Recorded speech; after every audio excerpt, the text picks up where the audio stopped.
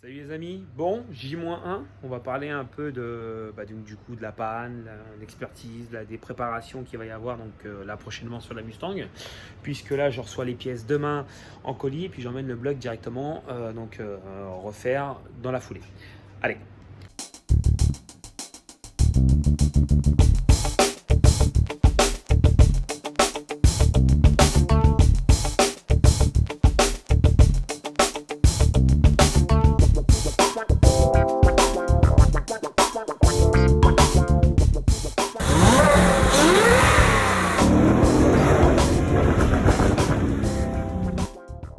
J'espère que tout le monde va bien, donc c'est une période qui est assez compliquée. Donc moi j'ai quand même l'avantage d'être à domicile, donc je peux quand même travailler garage fermé, même si je peux pas recevoir de clients, mais je peux travailler pour moi ou pour la famille. Donc ça me permet donc de passer le temps et de pas trop m'embêter. On va commencer par parler donc dès le départ de la panne moteur. Donc beaucoup de personnes m'ont demandé d'avoir donc visibilité sur l'expertise.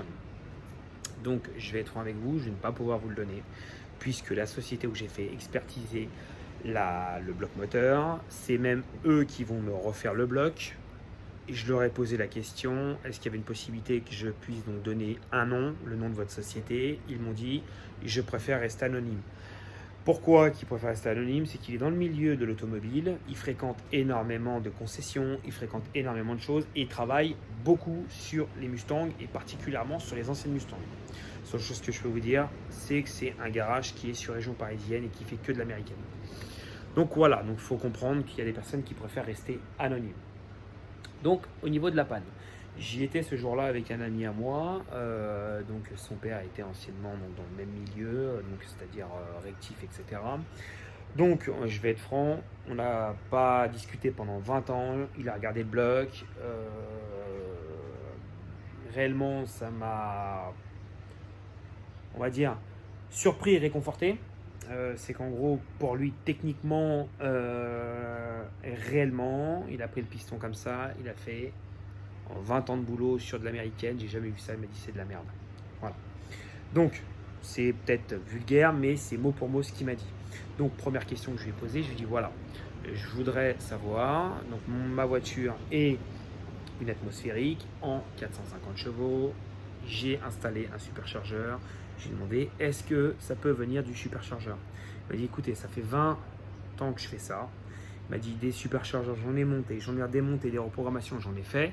Il m'a dit j'ai jamais vu ça. Il m'a dit ça peut arriver s'il y a quelque chose qui tombe dans l'admission ou quelque chose. Et il y aura un impact sur le chapeau en fin de compte du piston. Et là, c'était pas le cas, c'était vraiment en dessous au niveau de la bielle. Donc pour lui, ça reste pour lui, hein, on reste dans ses dires, parce que moi ce n'est pas mon boulot. Mécanique, vous pouvez me demander ce que vous voulez, je remonte, je redémonte, il n'y a aucun souci. Là on est dans le domaine un peu de métallurgie, etc. C'est pas mon boulot, je suis pas assez calé là-dessus. Donc je vous répète, moi ce qu'on m'a dit, donc pour lui, c'est un problème de matière. Alors quand j'ai un problème de matière, c'est pas que la matière a un souci, hein, c'est que il revenait quand j'ai fait expertiser le moteur, il revenait des États-Unis. Il a été appelé là-bas pour des soucis similaires sur donc, les Mustangs, les Camaro, les Ford ST, les Ford RS, les Ram. Ça reste des poignées, des poignées on va dire, de cas, mais ils ont des cas similaires. Directement, il m'a dit ton problème c'est uniquement sur un seul et même banc. Je dis oui, effectivement. Il m'a dit le droit ou le gauche. Donc je lui ai dit côté conducteur. Il me dit c'est rare, mais normalement c'est beaucoup le côté passager. Et donc je lui pose la question comment vous savez que c'est un banc qui a été touché, pas les deux? Il me dit parce que justement, donc on a été appelé là-bas pour des cas similaires et c'est à chaque fois un seul banc d'un même côté qui dégage. Donc pour lui, il y a deux probabilités. La première, piston de mauvaise qualité. Il m'a dit donc quand je dis piston de mauvaise qualité, c'est il me dit attention, il me dit maintenant il y a beaucoup de véhicules avec des pistons coulés qui tiennent très bien les chevaux, qui traînent très bien la charge. Le problème c'est qu'il y en a d'autres qui tiennent moins bien parce que soit il y a une paille au moment du coulage, soit il peut y avoir un truc microscopique qui des fois n'est même pas visible à l'œil. Il faudrait faire une radio de la pièce pour être sûr qu'il n'y ait qu'il n'y ait pas de paille dedans. C'est ce qui se fait beaucoup dans le domaine, on va dire, préparation, qui veulent vraiment le top du top du top. Là, c'est vraiment, mais bon, il faut avoir un matériel, et nous, réellement, on ne l'a pas. Même lui, il m'a dit, il peut l'avoir, mais c'est assez compliqué. Alors, il m'a dit, pourquoi, je lui ai dit, donc, pourquoi un seul et même banc? Donc, je vous donne sa théorie. Je ne sais pas si ça peut provenir de là ou pas. Non, j'ai des sociétés qui se sont appuyées sur les mêmes conclusions, avec qui là j'ai bossé et qui j'ai traité et que je remercie énormément parce qu'ils m'ont donné beaucoup de coups de main. C'est grâce à eux aussi que j'ai réussi à commander mes pièces, tout ça. Donc je remercie Modula Airshop. Donc c'est chez eux que j'ai commandé les 3/4 de mes pièces. Je remercie Menley parce que tous mes pistons, bielles, tout, j'ai tout pris chez Menley. Je remercie donc Unchained, excusez-moi pour l'accent, mais c'est une société qui est en Allemagne, qui fait aussi beaucoup de préparation, qui ont des cas de figure comme le mien. Donc je les remercie parce qu'on a dialogué aussi pendant un bon paquet de temps. Je remercie aussi MMR qui ont pris le temps pour moi. Donc tout ça, c'est des sociétés qui sont étrangères à la France, parce qu'au niveau pièces françaises, c'est assez compliqué. Donc je les remercie énormément. Et ils sont revenus plus ou moins aux mêmes choses. Donc vous pourrez jeter un coup d'œil sur MMR, sur leur site, chez Modular, qui font beaucoup de réparations sur les moteurs Coyote. Donc sur les Coyote 2, ils ont eu très peu de cas, mais quand je dis très peu de cas, c'est du style 1 ou 2. Sur les Coyote 3, réellement, il y a, pour eux, je vous donne moi leurs chiffres à eux, il y a eu à peu près 95% de problèmes que eux, quand les moteurs sont arrivés, c'était 95% de moteurs Coyote 3 qui ont eu des soucis. Donc moteur Coyote 3, on va dire pour chez eux, je vous dirais c'est de 2017 à 2019 parce que vous avez déjà en termes de carte grise, nous on dit 2018, mais les Coyote 3 ils ont commencé en 2017 parce qu'on a un an de décalage ici en France par rapport aux États-Unis. Donc eux ils ont déjà le cas. Alors ils ont le même résultat que la personne qui m'a fait l'expertise. Pour eux, donc ça serait simplement un problème au niveau donc du revêtement au moment qu'ils incorporent en fin de compte le traitement plasma. Parce que le traitement plasma est déposé par décharge électrique. C'est un traitement qui fait 0,062 millième ou micron, je ne vais pas vous dire de bêtises, qui est ridicule. Et si il est mal positionné, ce moteur est mal positionné, mal incliné, on va dire le revêtement est mal posé. Alors, on va me dire comment que c'est possible à l'heure actuelle avec le matériel qu'on a. Ça arrive. Alors, je vous explique comment. Généralement, les blocs moteurs sont tenus ici, à cet endroit-là, au niveau du vilebrequin. Et le bloc moteur, voilà, il s'incline à droite ou à gauche. Donc, ils viennent traiter le côté droit, ils viennent traiter le côté gauche.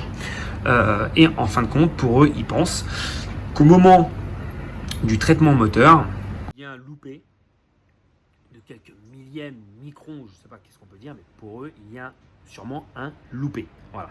Il y a ça, il y a l'histoire donc des pistons de mauvaise qualité qui, je vous dirais, pour moi, m'étonnerait pas. Et la chose qui m'a le plus choqué dans tout ça, parce que bon, des problèmes de matière, de haute, on peut en avoir, c'est ce qu'il m'a dit au niveau du revêtement intérieur. Donc là, on parle plus du revêtement, on parle du bloc. Pour lui, le bloc a touché quelque chose, un produit, de l'eau, ou je sais pas, qui a corrosé le cylindre, les cylindres. Quand je dis corroser les cylindres, regardez, vous voyez ces traces-là, là, et ben vous voyez, c'est pas des traces des traces de frottage piston ou autre, parce que c'est super lisse au doigt, il n'y a rien, il n'y a strictement rien, et on dirait que c'est pas qu'on dirait, c'est que c'est le traitement a été appliqué par-dessus ça, en fin de compte. Donc, et c'est mon côté, bien sûr, c'est le côté qui est morflé, puisque le côté de l'autre côté, le côté qui n'a pas été touché, on n'a rien dedans. Ça reste des cylindres standards et on a quasiment pas de dépôt pareil, quoi. Son raisonnement, je vous dirais, pour moi, pourrait tenir. Maintenant, je suis pas assez calé là-dedans. Ce n'est pas mon domaine. Moi, j'en résulte que je suis tombé sur un bloc moteur qui était malade. Quand j'ai eu la panne, je vous dirais que j'ai eu la casse, j'ai même pas été surpris, j'ai pas été énervé, je n'ai pas été dégoûté. limite je m'y attendais. Voilà, je vais être franc avec vous, limite je m'y attendais. Surtout que dès le départ, moi je suis parti déjà moi avec un gros handicap, avec 80 bornes, la voiture qui claquait déjà. Donc voilà moi le retour qu'il m'a donné. Donc après j'ai eu plusieurs conseils de remise en état. Il y a certaines personnes qui m'ont conseillé de racheter un bloc, remettre piston et bielle renforcés. D'autres sociétés que j'ai eu en contact en Allemagne qui ont eu des problèmes avec des blocs moteurs comme ça, qui ont eu déjà un problème, ils ont voulu faire ça, ça n'a pas tenu. C'est le bloc moteur qui n'a pas tenu. Voilà. Donc là, c'est plus les pistons, mais vraiment le bloc moteur. Donc, comme je ne voulais pas, en fin de compte, changer déjà mon bloc pour les numéros, les numéros moteurs, parce que le moteur est numéroté, et que je ne voulais pas acheter un bloc moteur, racheter un bloc moteur nu, puisque en fin de compte, le bloc moteur, le prix, on va dire, et je vous dirais, de réparation pour refaire mon bloc, j'aurais pu racheter 2 blocs moteurs quasiment neufs. 2 blocs moteurs nus, sans piston, sans rien. Mais étant donné, on va dire, le résultat que j'ai eu moi sur plus des retours américains, des retours allemands qui ont eu les mêmes problèmes avec des blocs moteurs neufs, avec des pistons et bielles neufs en renforcé, je parle. Là, piston bielle n'avait rien, mais c'est les moteurs qu'on dégagé. Je me suis dit, bon, je vais pas essayer de tenter le diable. Je pars sur une fiabilité moteur. Donc ça, à l'heure actuelle, en France, j'ai réussi à trouver que 2 ou 3 sociétés qui pouvaient me proposer cette préparation-là, dont la société qui m'a fait l'expertise. Et aux États-Unis, maintenant, limite, ils vous vendent, donc chez les sociétés préparateurs, ils vous vendent directement ces blocs moteurs-là, déjà préparés, déjà fiabilisés. Et vous pourrez aller voir, je ne suis pas un menteur, vous irez jeter un coup d'œil, ils vous les proposent déjà fiabilisés avec un petit astérisque qui vous explique comme quoi qu'il y a des problèmes sur les blocs moteurs d'origine et ils ont trouvé cette solution-là pour parer aux soucis des blocs moteurs et des rayures et autres, etc. et des casses. Alors, quelle est la préparation? Donc, je vais vous donner le B.A.B.A. Je ne vais pas tout vous donner parce que le souci, c'est que c'est pas pour vous directement, mais c'est surtout pour pas mâcher le boulot, on va dire, à Ford, c'est pas mon but.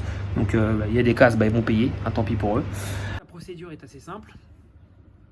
C'est simple, c'est encore un grand mot que j'aime bien employer. Ici, il va falloir donc faire des assises ici pour après insérer une sleeve. Donc eux ils appellent ça une sleeve. C'est en gros un manchon. Donc pour les personnes qui font des moteurs, c'est assez courant. Donc c'est dans une matière en fonte d'utile, donc une matière qui est en fonte en ferraille. Donc on aura bien sûr de la segmentation qui sera compatible avec ces manchons. Donc il est rond de se mettre à 0 ici. Après il faudra refaire un surfaçage et bon, il y aura aussi d'autres motifs sur le bloc. Bon, ça après ça c'est les autres motifs resteront pour moi. Donc j'ai acheté donc ces sleeves à une société qui à la base eux vendent pour les pièces de NASCAR et les sleeves donc qui sont conçus pour le moteur Coyote 3. Je les ai pris, donc j'ai pris les plus chers. Donc, je sais pas si c'est un gage de qualité, mais j'ai pris ceux qui sont donnés pour 2500 chevaux. Donc logiquement, on ne devrait pas être embêté. L'avantage, c'est qu'on peut, donc en mettant des sleeves, après choisir le diamètre du piston, ce qui m'a permis donc de passer, on va dire, sur un bloc moteur qui sera à peu près en 5 litres 1, peut-être 5 litres 2, on verra au résultat final une fois que ça sera alésé, etc. Donc piston bielle renforcé, coussinet de bielle renforcé, palier de vilebrequin renforcé. Le vilebrequin reste d'origine, donc après renseignement, après plusieurs avis de préparateur, je peux garder mon bas moteur puisque le vilebrequin tient lui pour 1500 chevaux. Donc je n'irai pas jusqu'à là, donc ça sera largement suffisant. Donc pour ce bloc moteur là, donc on va faire ça. Moi je vais fignoler je vous avais fait montrer la dernière fois les mauvaises finitions du bloc. Donc voilà ceux-là. Donc ce que je vais faire, je vais finir de les casser et puis essayer de faire un truc propre parce que là bon là ça tient, mais je me dis chanceux comme je suis, si j'ai un petit bout qui casse ou quelque chose qui repart dans le moteur il dégage. Donc vous voyez, bon bah pas des fois que je veux critiquer, mais bon, voilà quoi, sur un moteur neuf, ça le fait pas quand même. Donc ça, on va s'occuper de ça. Donc on va passer donc au niveau, donc on a dit donc bas moteur, donc c'est un bas moteur quasi complet. Après niveau huile, je remets une pompe à huile renforcée.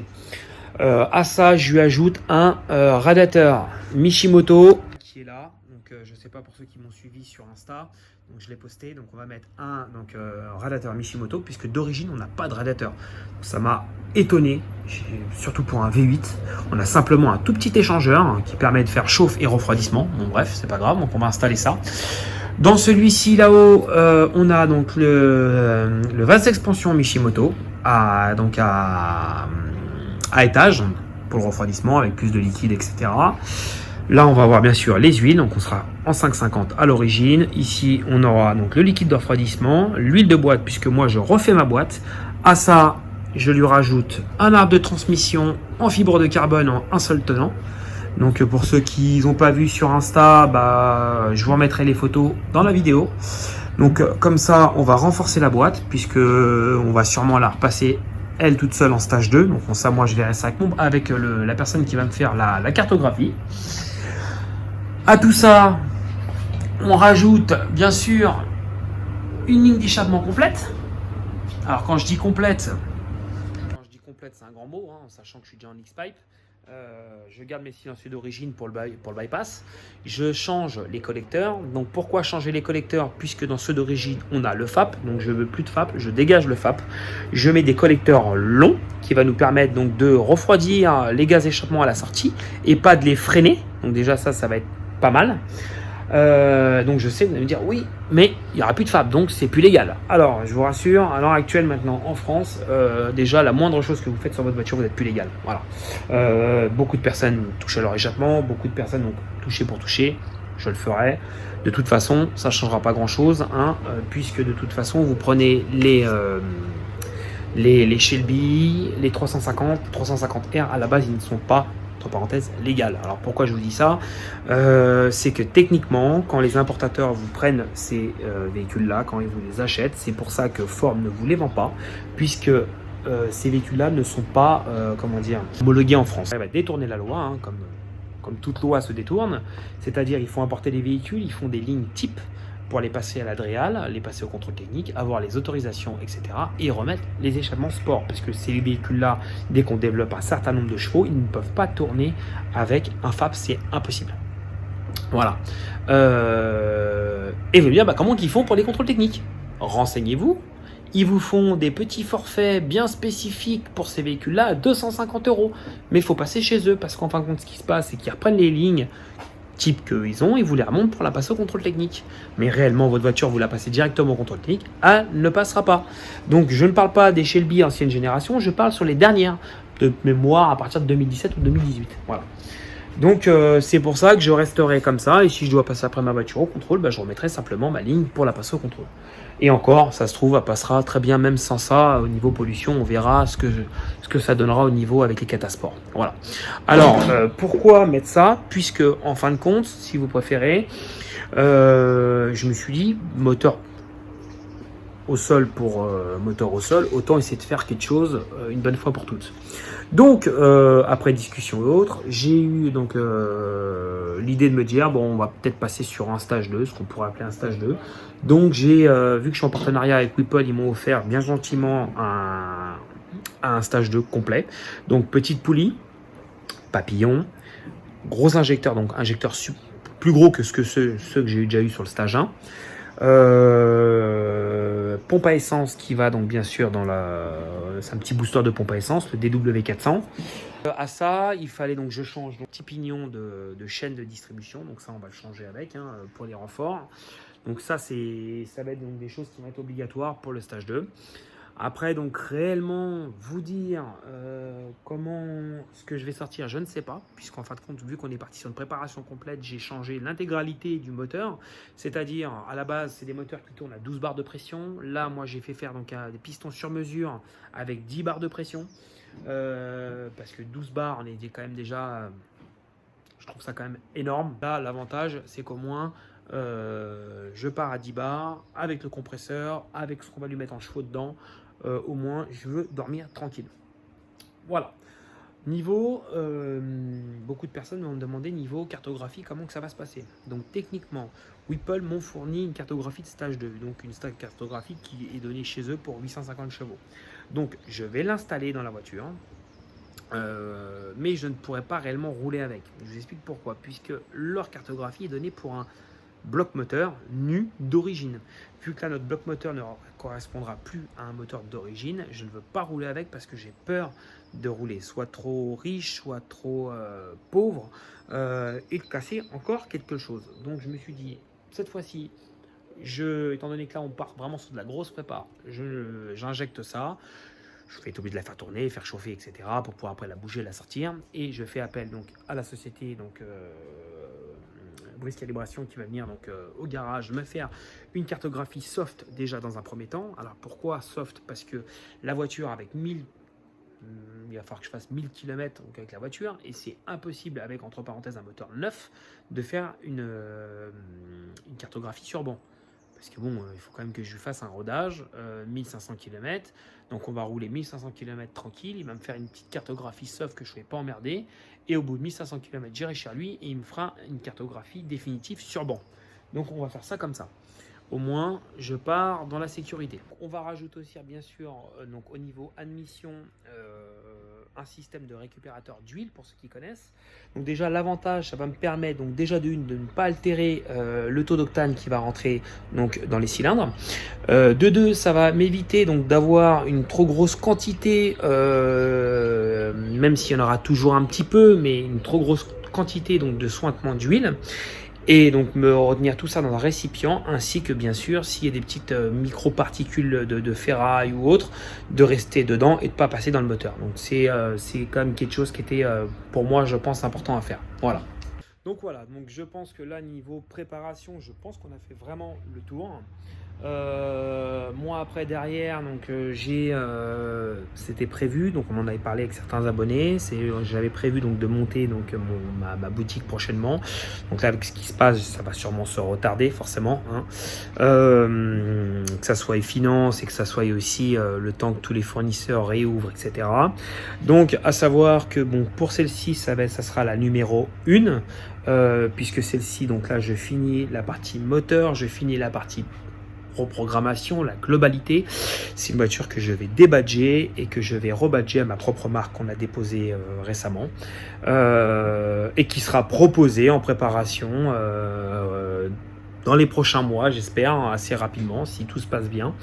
Des choses qu'on pourra avoir, c'est-à-dire donc les nouvelles calandres qu'on a commandées, les nouvelles plaques à l'arrière au niveau du coffre qu'on a commandé, les badges exprès qu'on a fait faire donc pour le tableau de bord, et qui sera une édition entre parenthèses limitée, en passant donc par notre société. Donc ça, c'est vraiment quelque chose qui me tenait à cœur. Donc j'ai fait moi la première pour moi, donc forcément la mienne qui est une cobaye, et il y aura bien sûr donc tous ces éléments là qui pourront être commandés par la suite. Donc on compte pousser vraiment la chose à l'extrême, c'est-à-dire pouvoir faire de l'importation de pièces en France, qui sera forcément plus cher que si vous les commandez aux États-Unis, mais il n'y aura pas la TVA à payer, il n'y aura pas les frais d'importation, il n'y aura pas tout ça. Nous on s'arrangera donc avec les fournisseurs pour qu'ils nous donnent des tarifs plus bas et qui va nous permettre donc de les importer ici pour moins cher pour tout le monde, que ça soit pour l'huile, que ça soit pour les filtres, que ça soit pour là, pas les jantes, on n'a pas réellement encore de partenaire bien spécifique pour les jantes, mais pour les amortisseurs, pour les compresseurs, pour ce qui va être les lignes d'échappement, et donc tout ce qui va être aussi les pièces techniques, moteurs, pistons, bielles, etc. Donc on est en train vraiment d'ouvrir des partenariats un peu partout aux États-Unis avec eux, et on arrive à trouver quand même des sociétés qui sont sérieuses, donc c'est vrai que ça fait plaisir. Ça va changer aussi de look prochainement, donc on va changer un peu le petit bricole à l'extérieur, vous verrez au fur et à mesure. Pour l'instant, on n'en est pas là, on n'est pas à l'esthétique. On est au moment donc de faire réparer ce moteur, remonter tout ça au plus rapide. Donc là, on est 30 mars. Si tout se passe bien, je récupère mon bloc moteur fini fin de première semaine d'avril. Logiquement, j'espère, s'il n'y a pas de retard encore une fois. Et si tout se passe correctement, allez, je vais dire fin avril, ça tourne et puis on voit ce que ça donne. Bon, les amis, dans l'ensemble, on a fait le tour. Je pense que j'ai dû sûrement l'oublier comme d'habitude. Donc, n'hésitez pas à me poser des questions s'il y a quelque chose qui vous cloche, qui je ne trouvais pas ça normal. Donc, je fais au mieux, j'y réponds. De toute façon, en ce moment, j'ai le temps parce qu'il n'y a pas trop de taf. Pensez à partager. Les petits pouces bleus, ça fait plaisir. Et puis, dès que je récupère le bloc, je vous fais une petite photo. Je vous mets ça en story. Et puis, à bientôt pour le remontage. Ciao.